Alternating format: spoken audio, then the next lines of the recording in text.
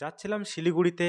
রাস্তার এত সৌন্দর্য দেখে নিজেকে আর ধরে রাখতে পারলাম না, বসে থাকতে পারলাম না আর সিটে চলে আসলাম তাই কেবিনে।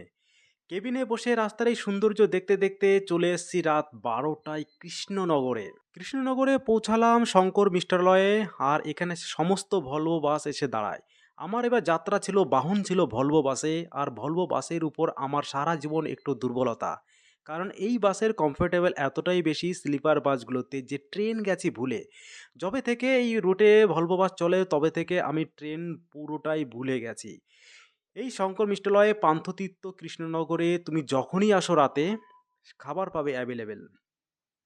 অ্যাভেলেবেলের চোটে এখানে খাবারের যে কোয়ালিটি, যে কোয়ান্টিটি খুবই খারাপ, কিন্তু ইনকাম আছে প্রচুর। এই রুবি বলো, শ্যামলি বলো, গ্রিন লাইন বলো, সমস্ত বাসই এত কমফোর্টেবল তুমি একবার চললে যাবে ভুলে। সামনে আসছে ইজি রাইডারের বাস, আমরা ধীরে ধীরে আরও সামনে এগোতে থাকবো।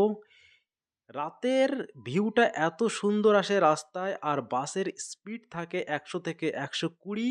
নতুন বাস চলে 80 কিলোমিটার, স্পিড থাকবে ম্যাক্সিমাম। এই সৌন্দর্য দেখে আমি নিজেকে বসে রাখতে পারলাম না আর সিটে বা শুতে। 12টার পরে 1টা বাজে, এখন আমি কেবিনে এসে বসলাম, ড্রাইভারকে রিকোয়েস্ট করলাম আমাকে 10টা মিনিট বসতে দাও, আমি এই রাতে ড্রাইভিংটা উপভোগ করব। না না, আমি ড্রাইভ করব না, করবে ড্রাইভার সাহেব, পাইলট বাবু। আমি শুধু মজা নেব কেবিনে বসে এই রাতের সৌন্দর্য, এত সুন্দর রাস্তা।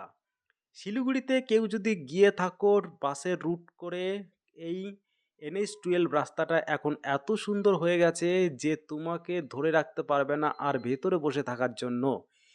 একবার না একবার তুমি কেবিনে আসতে চাইবে, কারণ কি বাসের স্পিডটাও থাকে এত বেশি যে তুমি এই সৌন্দর্য উপভোগ করার জন্য সামনে এসে বসবেই। রাতটা এত সুন্দরভাবে তৈরি হয় এই ভলভো বাসে করে, এবং শিলিগুড়ি যাওয়ার জন্য সবথেকে কমফোর্টেবল হচ্ছে গিয়ে এই বাস রুটে স্লিপার ভলভো বাসগুলো। ভাড়া থেকে 1500 থেকে 2000, সিজনের টাইমে 3000 4000ও চলে যায়। আমি যাচ্ছিলাম রায়পুর ক্রুইজারে, তাই এই ড্রাইভার বাবু আমার খুবই পরিচিত, খুবই পুরনো, এবং আমি যখনই যাই এনার সঙ্গেই দেখা হয়ে যায়। কন্ট্যাক্ট করে এই বাসেরই টিকিট কাটি রায়পুর ক্রুইজারে। এখান থেকে কৃষ্ণনগর থেকে বেরিয়ে রাস্তাগুলো এত সুন্দর দুদিকে, আগে এত সুন্দর ছিল না, রাস্তা গাড্ডা ছিল, অনেক খারাপ ছিল, কিন্তু এখন এত কম টাইমে আমরা শিলিগুড়িতে পৌঁছে যাই কলকাতা থেকে, যে ট্রেনের ভরসা এখন আর কেউ করতেই চায় না। চলো আগামী ভিডিও দেখাবো।